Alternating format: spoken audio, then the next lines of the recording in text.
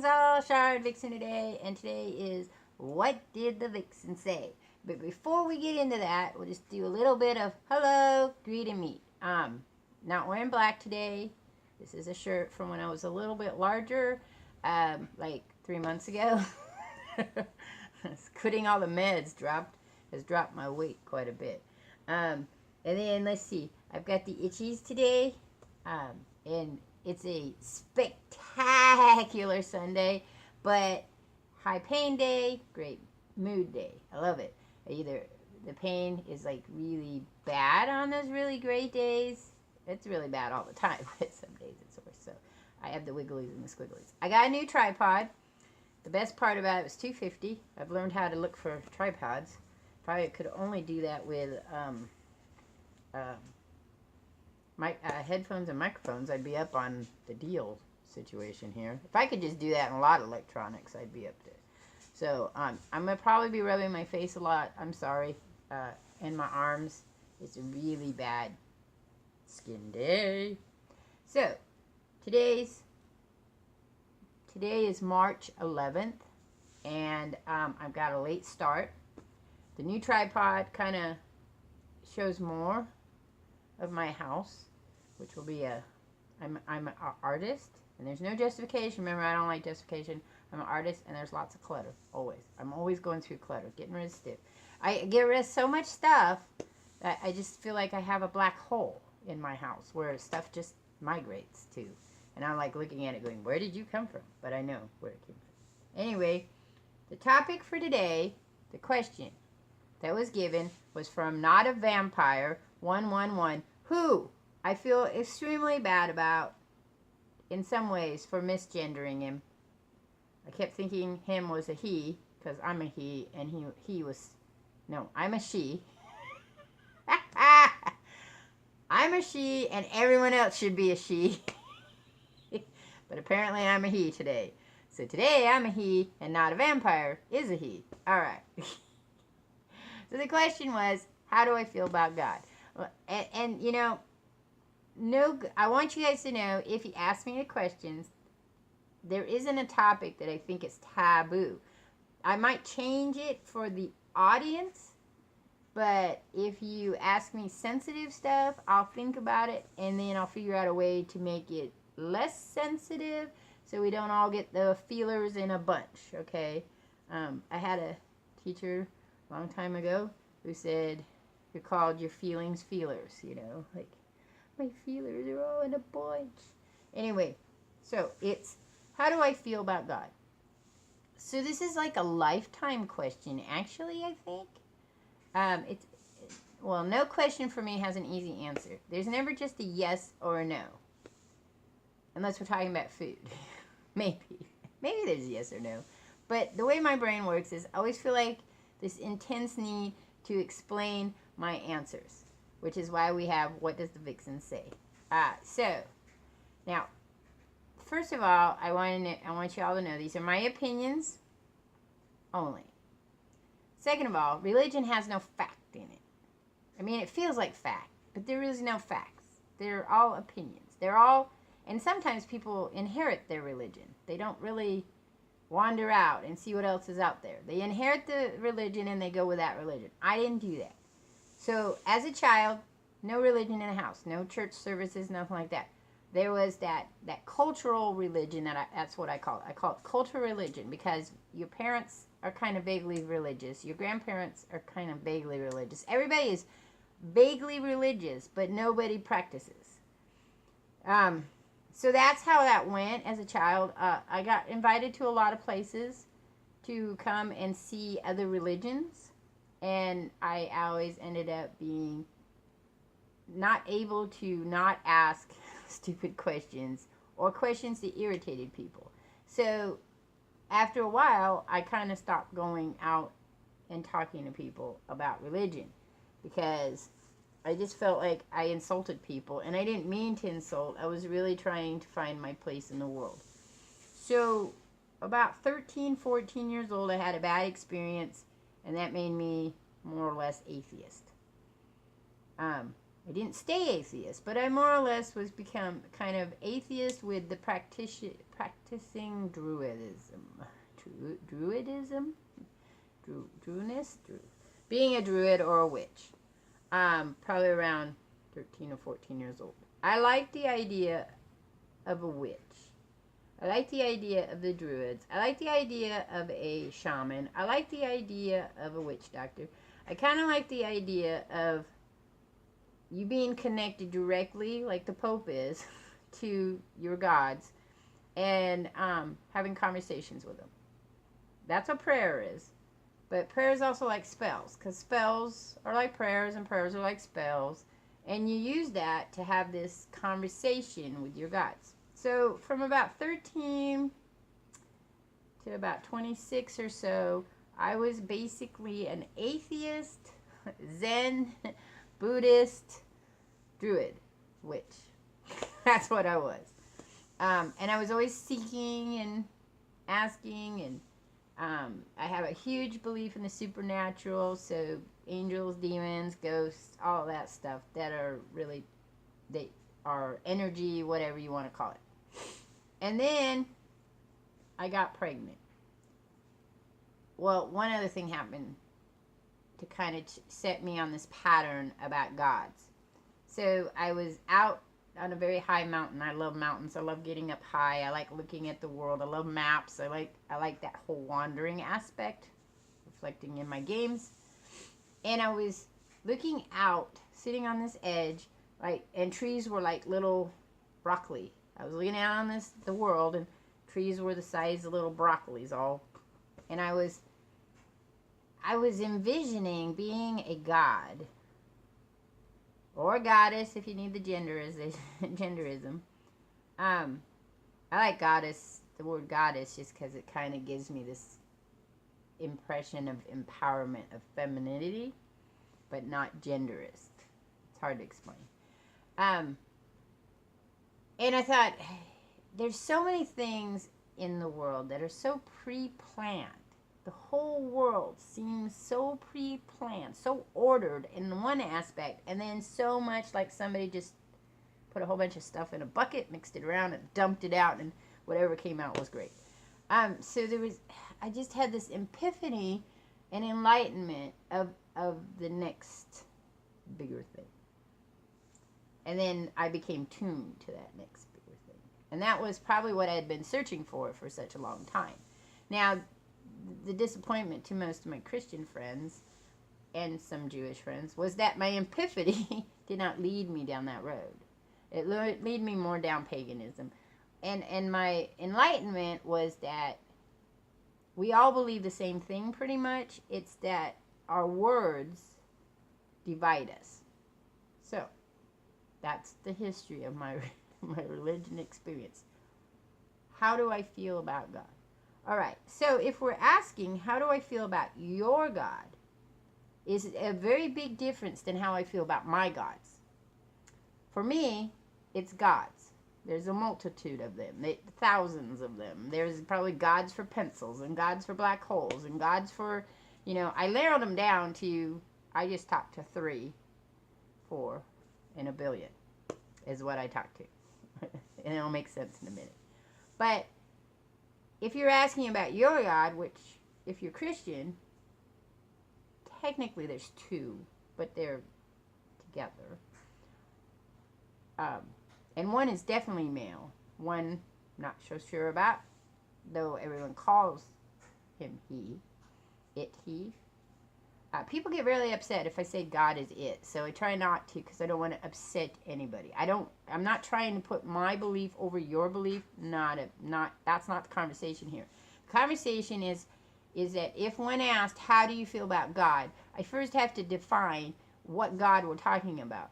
So how do I feel about the Christian God? I'm not particularly fond of the Christian God, but if the God, your God is my gods and my gods are your God, then I love them and hate them.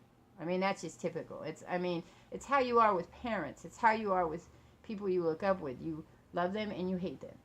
I always think of in the movie Pitch Black, where Riddick, I know I always quote lots of movies, but I quote lots of things because they make my brain work. And the holy man says, you know, I know you, something to the thing is that you don't believe in God. And he says, I was thrown away in a trash can. I had to fight my way through the penal system. And, you know, he says all these huge, piss poor things that happened to him, that he survived. So how could he not believe in God? It's not that he didn't believe in him. It's that he just hated him. And that's kind of where I was at in an aspect. And that's how I am still. I think that God's, and I want to put an if on that because there's still that atheist part of me. If gods exist, you would both love and hate them. You would love them for their creativity and bringing you into the world and following you through the world and blah, blah, blah. But you would hate them for their indifference and for all the bad things that occur that somehow no one ever seems to help out. But in that one statement from Riddick, he's indicating that bad things happen to him, and the ability to counter that is human, but to know that you've made it through is kind of divine. So I don't know if that made sense to anybody, but that's kind of how I see it. So how do I now feel about God? I love my gods. Okay, I love my gods. Who are your God?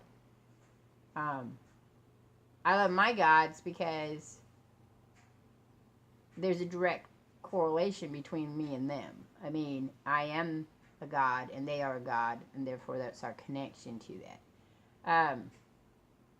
I don't think of them as the parent gods, though. I think of them more as people or things with power beyond my understanding here, when I'm here in this shell. But when I'm in a different shell, when I'm in the other world, the other realm, the other reality, dreams, or whatever you want to call it, the other dimension or whatever, I am them and they are me. So I firmly believe that we are all gods in our own right, and that we've placed ourselves in this reality-based concept, just like a game, to work out things that we need to understand or don't understand, or to be punished or whatever. I have many stories on it. I explore it all the time. So to get back to how do I feel about God? So that tells you how I feel about my gods. Now, if we are to look at it the way everybody else looks at it, not the way my brain looks at it. Well, no, let's step back. I'm sorry. So when I said that I think we all believe the same thing, but it's the words that change for us, I think that's the true of everything in life. We started out as a bunch of, well, depending on your mythology for your creation, we'll go with evolution at the moment. A bunch of creatures all in a group, learning to survive and adapting from our brain and having a connection to that spiritual realm. I am absolutely positively sure that we did have a connection to our gods a little closer, the more younger and more animal-like we were, or creature-like, or I don't want to say non-civilized, because I don't think that's the right word for it. I think animals have civilization. They just don't have the same need as we do. So words always seem to have a hard time, and some religions have their own words, so that's even more. So anyway, we have a bunch of little doodads, right?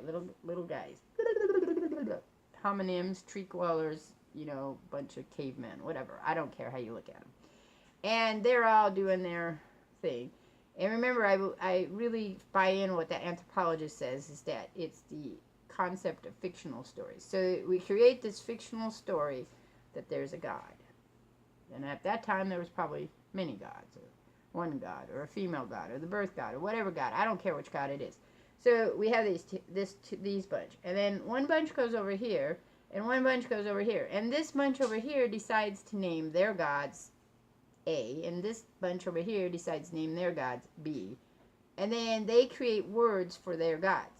And then this bunch over here has to be in control, so they say, your God is wrong.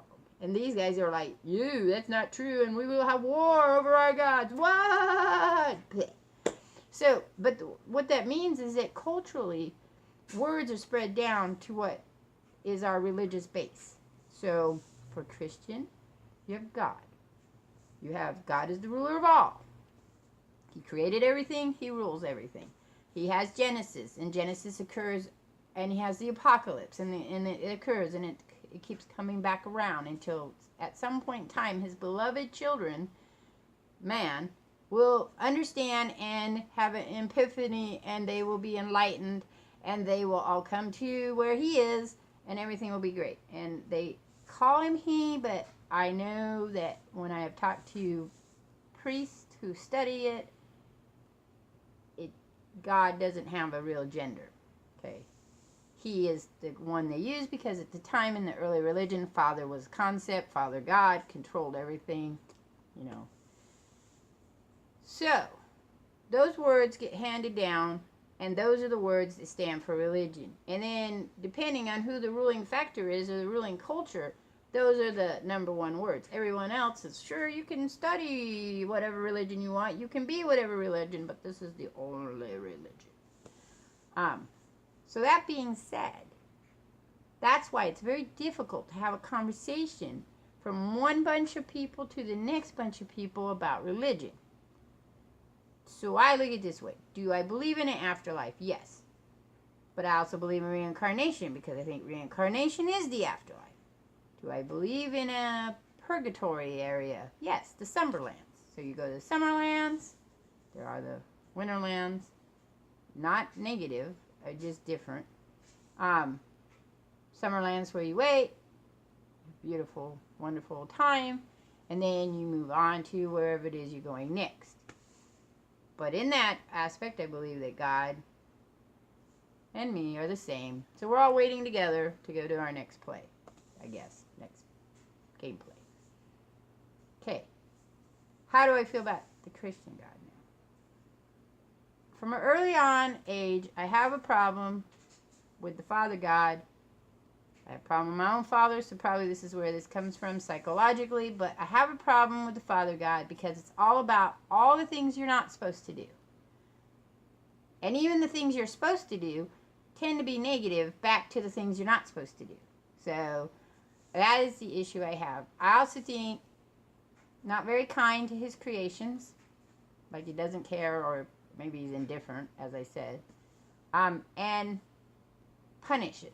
Always about punishment. Now, some of that, I believe, is probably based on religious, cultural times, where the church, not God, but church used God to control the people. I believe that. The problem is that when you're talking to people, and we're having a conversation about what do you think about God, and you say, I'm not really thrilled with the idea that he would allow other creatures, such as the devil, to make assumptions about his followers and then have to prove about his followers. But I understand it's probably just a story that was used to show the absolute power and understanding of loyalty and worshiping. So I think a lot about religious stuff.